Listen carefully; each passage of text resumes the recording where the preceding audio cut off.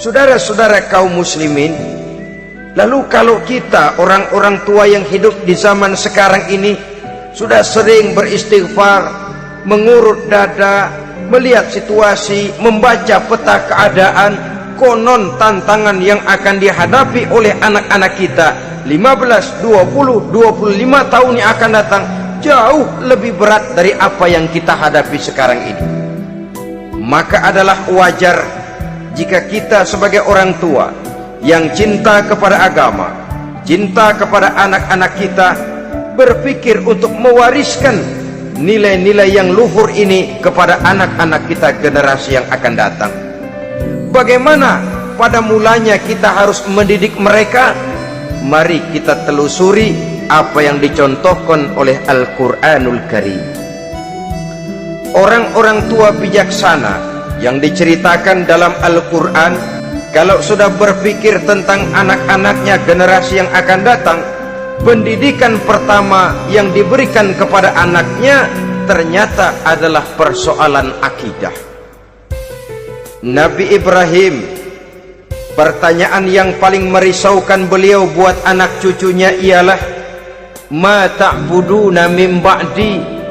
Saudara bisa lihat surah Al-Baqarah ayat 133. Anak-anakku, kalau pada satu saat nanti aku, ayahmu ini sudah tidak ada lagi, meninggalkan kamu semua, meninggalkan kehidupan dunia ini, ma ta'buduna min ba'di, apa yang akan kamu sembah nak kalau ayah sudah tidak ada lagi? Jikalau ayahmu sekarang masih rajin ke masjid, melakukan rukuk dan sujud, i'tikaf dan membaca Quran, kalau satu saat ayahmu meninggalkan dunia ini, masihkah engkau mau ke dalam masjid? Masihkah engkau rukuk dan sujud? Masihkah engkau i'tikaf? Ma ta'buduna min ba'di, apa yang akan kamu sembah kalau aku ayahmu tidak ada lagi nak? Ditanamkan bukan hanya keyakinan bertauhid, sekaligus juga menyembah kepada Allah yang kita yakinkan dengan tauhid itu tadi. Bukankah berbeda dengan kita kebanyakan orang tua sekarang? Kita tidak pernah berpikir ma ta'buduna min ba'di, kalau bapak tidak ada kamu nyembah apa nak? Kita orang tua sekarang pagi-pagi malah berpikir ma ta'kuluna min ba'di, kalau bapak enggak ada kamu nanti makan apa nak? Bukan nyembah apa yang kita pertanyakan, bukan nyembah apa yang kita khawatirkan, makan apa nak? Maka yang dicari lalu sekolah-sekolah yang bonafit, yang tidak peduli apakah itu merusak imannya, mematikan akidahnya, menghancurkan keyakinannya. Yang penting ada jaminan hari depan bisa dapat lapangan kerja.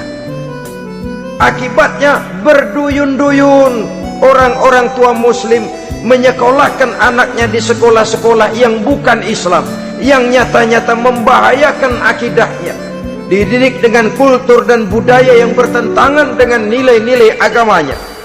Bukankah ini berarti merelakan anak untuk dikafirkan? Bukankah ini artinya menyerahkan anak untuk ditulis menurut selera para pendidik yang tidak sesuai dengan nilai akidah yang dimilikinya? Mengapa kita tidak berpikir seperti Nabi Ibrahim, yang sebelum memberikan pendidikan kecerdasan, sebelum pendidikan matematika, IPS, PSBB dan disiplin ilmu lainnya, yang pertama ditanamkan ma ta'buduna min ba'di, kalau ayahmu tidak ada kamu menyembah apa nak? Menyembah Allah apa nanti malah menyembah harta? Menyembah Allah apa nanti malah mendewa-dewakan pangkat dan jabatan? Menyembah Allah apa malah nanti menyembah alam? Itu yang dikhawatirkan Nabi Ibrahim kepada generasi yang akan datang.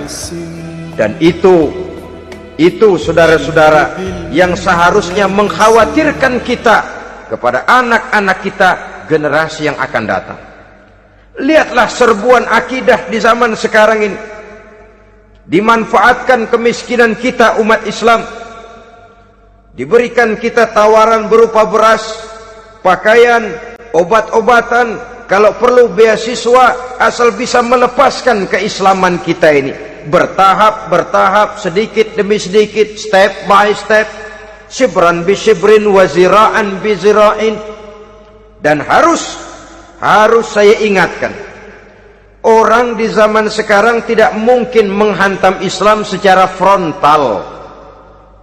Tidak mungkin menghantam Islam terang-terangan, apalagi mengerahkan satuan militer. Tidak. Orang berhitung bagaimanapun kondisi dan kualitasnya umat Islam, mereka masih punya satu modal penting, fanatisme agama. Kalau ini disulut, api jihad segera berkobar, dan hanya maut yang bisa menghentikan orang yang dibakar dengan semangat jihad. Orang tahu itu.